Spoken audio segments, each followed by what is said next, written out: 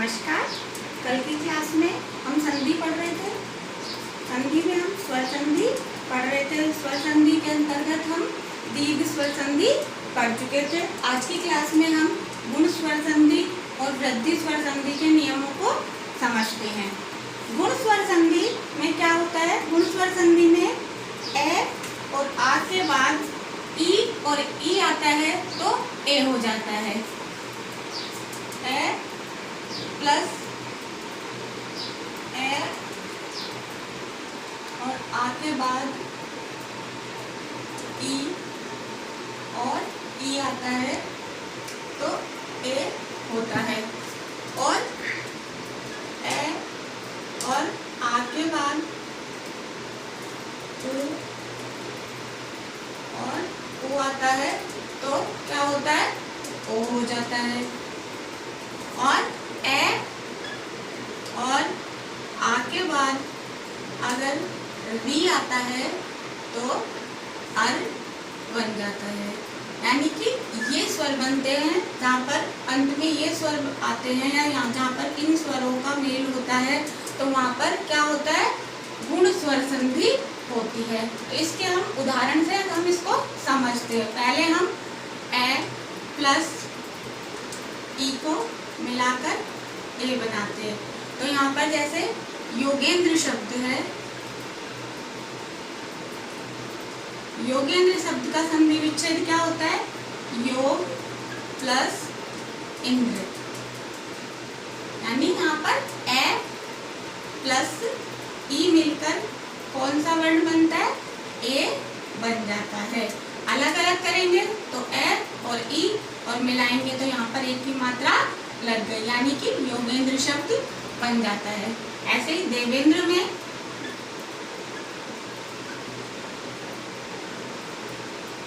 देव plus Indra, यहाँ पर भी ए प्लस ई बराबर ए बन गया है। तो इस तरह से जहाँ पर ए और ई मिलकर ए बना तो कौन सी संधि होती है? गुण स्वर संधि होती है। अब दूसरा उदाहरण लेते हैं। ए आ प्लस ई का आ प्लस ई का उदाहरण हम लेते हैं। इसमें लेते हैं महेंद्र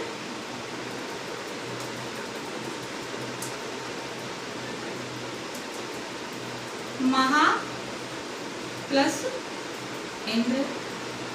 तो यहाँ पर क्या हो गया? आ प्लस ई बराबर ए, यानी कि आ और ई मिलकर दोनों अलग अलग शब्दों के अंतिम और प्रथम वर्ण मिलकर एक ही मात्रा बन गई। अंतिम वर्ण आ है और प्रथम वर्ण ई है तो यहाँ पर ए बन जाता है। तो दो ये हो गए। आगे हम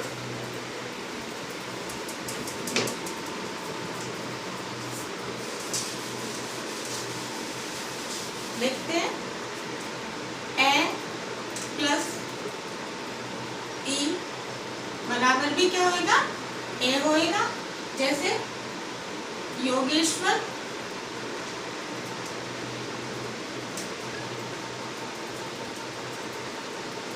योग प्लस ईश्वर, यानी ए प्लस बड़ी ई मिलकर भी कौन सा वर्ण बन गया?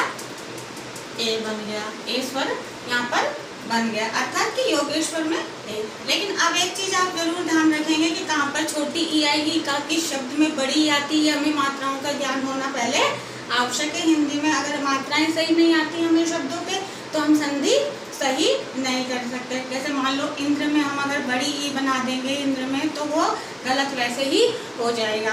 और ईश्वर में मान लो ईश्वर में हमने छोटी ई बना दी तो वो वैसे ही गलत संधि विच्छेद हो जाएगा। हालांकि पहचान के लिए तो हम संधि फिर भी सही कर लेंगे कि वो ही होती है, लेकिन अगर संधि विच्छेद करवाया गया तो हम यहाँ पर ये गलत कर देते हैं। ठीक है। अब अगला उदाहरण हम ले लेते हैं। ये हमने कर लिए। अब अगला लेते हैं ऊ का उदाहरण ले लेते हैं एक। जैसे ज्ञानोदय,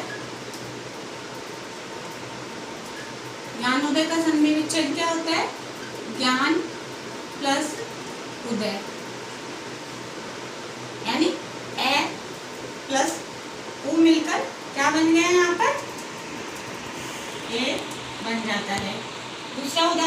और ले लेते हैं यथोचित,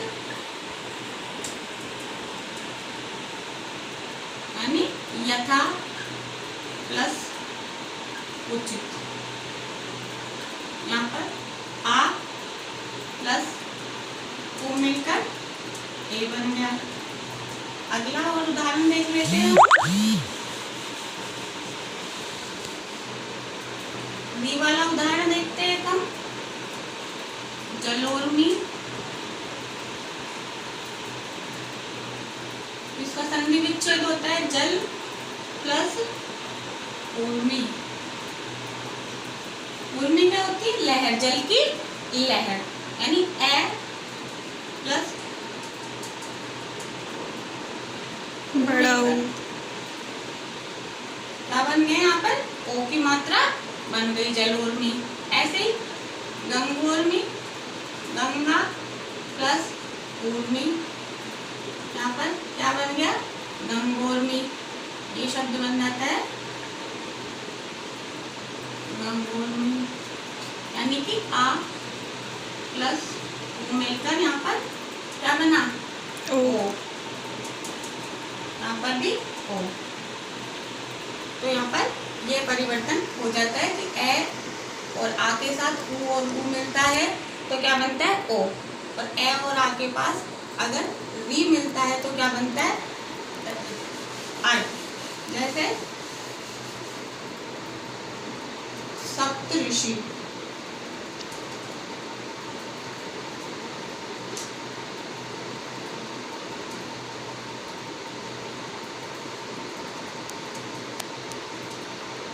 इसका संधि विच्छेद क्या होता है? सप्त प्लस ऋषि,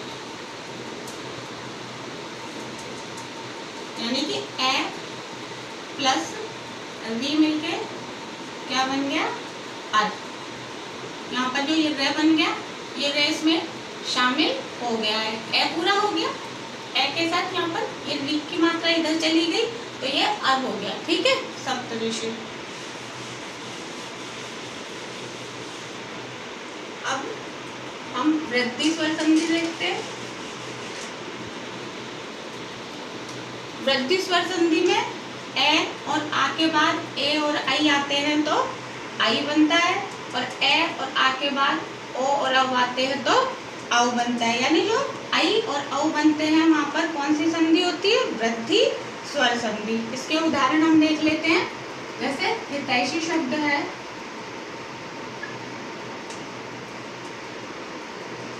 इसका संधि विच्छेद क्या होता है?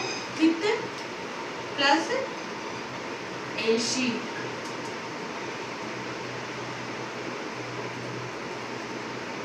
यानी हित सामने वाला।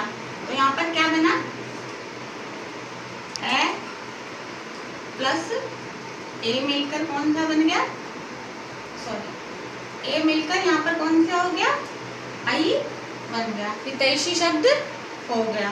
दूसरा देखते हैं सदैव का। संधि विच्छेद होता है सदा प्लस एव, यानी कि आ प्लस ए मिलकर कौन सी मात्रा बन गई? आई की मात्रा यहाँ पर बन जाती है। अगले हम अव के उदाहरण देख लेते हैं। जैसे परमोजस्वी, इसका संधि विच्छेद क्या होगा इस शब्द का? परम प्लस ओजस्वी। यहाँ पर ए प्लस ओ मिलकर कौन सी मात्रा बनती है? अव की मात्रा बन जाती है। एक और उदाहरण देख लेते हैं हम। ये वाला देख लेते हैं, महोदर्य, महोदर्य। इसका संधि विच्छेद होता है महा प्लस उदर्य। आ सॉरी औदर्य। तो आ प्लस औ मिलकर यहाँ पर क्या बना? औ बन गया है।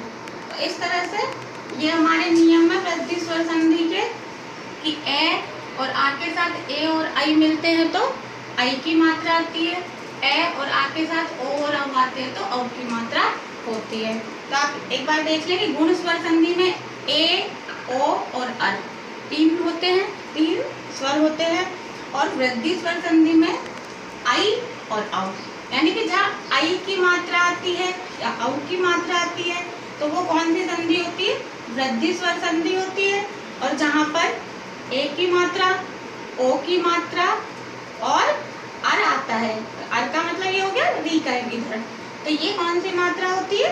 अर की मात्रा होती है। तो फिर ये गुण स्वर संधि होती है, यानी कि जो ये स्वर होते हैं ए, ओ और अर, ये गुण स्वर संधि है। आई और औ वृद्धि स्वर संधि होती है।